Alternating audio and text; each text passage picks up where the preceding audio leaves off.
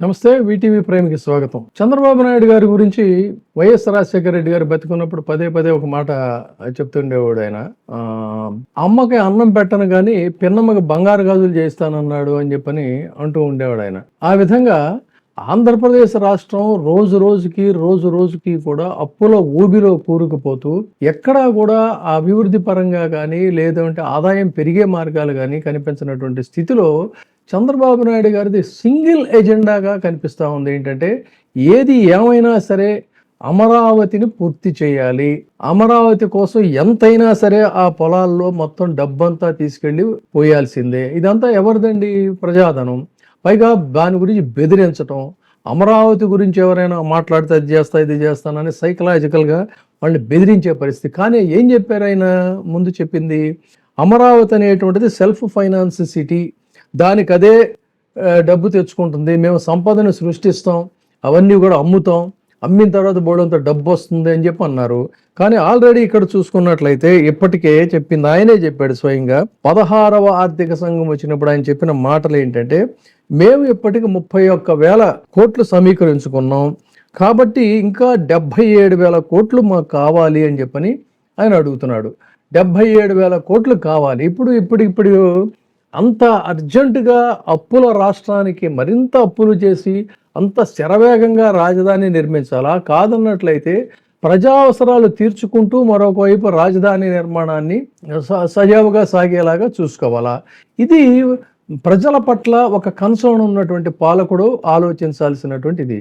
ఎందుకంటే జనమేమి అడిషనల్గా ఏం డిమాండ్ చేయట్లా, మీరే ప్రామిస్ చేశారు. పదే ఇప్పుడు అడిగేది ఏంటంటే, మీరు ప్రామిస్ చేశారు, మీరు చేసినటువంటి ప్రామిస్లనే అవతల విద్యార్థులు అలో లక్ష్మణ అని చెప్పని గగ్గోలు పెడుతున్నారు. తల్లిదండ్రులు 15 వార్షికంగా 15,000 రూపాయలు మీరు ఇస్తామని చెప్పన్నారు. తల్లిదండ్రులకు ప్రతి సంవత్సరం 15,000 రూపాయలు చెల్లింపు మరి చేశారా? చేయలేదు కదా. వాళ్ళు బయటకు వచ్చి మాకు సర్టిఫికెట్లు ఇవ్వడం లేదు, మమ్మల్ని వేధిస్తున్నారని చెప్పని ఎంత ఆత్మన్యూనతకి గురవుతున్నారండి స్టూడెంట్స్, యంగ్స్టర్స్ వాళ్ళంతా కూడా. తల్లిదండ్రులు అప్పులు తీసుకొచ్చి కడుతున్నారు, కట్టలేనటువంటి వాళ్ళ పరిస్థితి మరీ దైన్యంగా ఉంది. మరి నిరుద్యోగ భృతి 3,000 రూపాయలు ఇస్తామన్నారు యువతకి నెలకి, అది కూడా మీరు అమలు చేయలేదు. 21-59 ఏళ్ల మహిళలకు నెలకు 15,000 రూపాయలు ఇస్తున్నారు, వాళ్ళకేమన్నా ఇస్తున్నారా అంటే లేదు. ప్రతి సంవత్సరం 4 లక్షల ఉద్యోగాలు ఇస్తామని చెప్పన్నారు. యువతకు ప్రతి సంవత్సరం 4 లక్షల ఉద్యోగాలు కల్పించేదానికి అసలు కనీస ప్రయత్నం ఏమైనా మొదలైందా? ఆ డిఎస్సి సంగతి అసలు వదిలేసేయండి. అసలు ఆ దిశగా ఏమైనా ప్రయత్నాలు ఏమైనా జరుగుతున్నాయా? అది లేదు. ఇక అనవసరమైన ఇవన్నీ హాస్యాస్పదంగా మీరు చేశారు, వాళ్ళు నమ్మారు. ఏది మహిళలకి ఎప్పుడో ఏదో పెడతారు నామకే వస్తున్నట్టు, ఆర్టీసీ బస్సుల్లో మహిళలకు ఉచిత ప్రయాణం అని చెప్పని, ఇలాంటివన్నీ కూడా ఇది ఉచిత గ్యాస్ సిలిండర్లని, అవన్నీ ఏదో కంటి తుడుపు చర్యగా అందరినీ ఫిల్టర్ చేసేసి వీళ్ళు మాత్రమే అర్హులని చెప్పి అంటారు, అమ్మ అనిపిస్తారు. అది అందరికీ తెలిసిన సంగతి.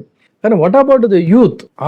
వాళ్ళని గాలికి వదిలేసి వాళ్ళ భవిష్యత్తునేమో మొత్తం డోల్ డ్రమ్స్లో పెట్టేసేసి సింగిల్ కాన్సన్ట్రేషన్, ఇది ఎంతవరకు కరెక్ట్? చంద్రబాబు నాయుడు గారు ఒకసారి ఆలోచించండి. అంత శరవేగంగా మొత్తం మీ శక్తి యుక్తులన్నీ కూడా ప్రజాధనాన్ని కూడా మొత్తం ఒకవైపే కేంద్రీకరించి ఇవన్నీ కూడా సజావుగా రెగ్యులర్గా జరిగే పాలనలో ఇక ఆరోగ్యశ్రీకి సంబంధించినటువంటివి ఇలాంటి ఎన్ని సగటు ప్రజల అవసరాలు వాటన్నిటిని గాలికి వదిలేసి ఒకవైపు మీరే చెప్తున్నారు అప్పులు ఊబని, ఇంకొక వైపు వెళ్ళి 37,000 కోట్ల రూపాయలు కావాలని చెప్పని మీరు అడుగుతున్నారు. ఓట్లేసినటువంటి జనాలు కూడా ఆలోచించుకోవాలి. Thank you. ఇప్పుడే సబ్స్క్రైబ్ చేయండి, లైక్ చేయండి, షేర్ చేయండి. వీటీవీ ప్రైమ్, నీ ఉత్తమాభిరుచుల సమ్మేళనం.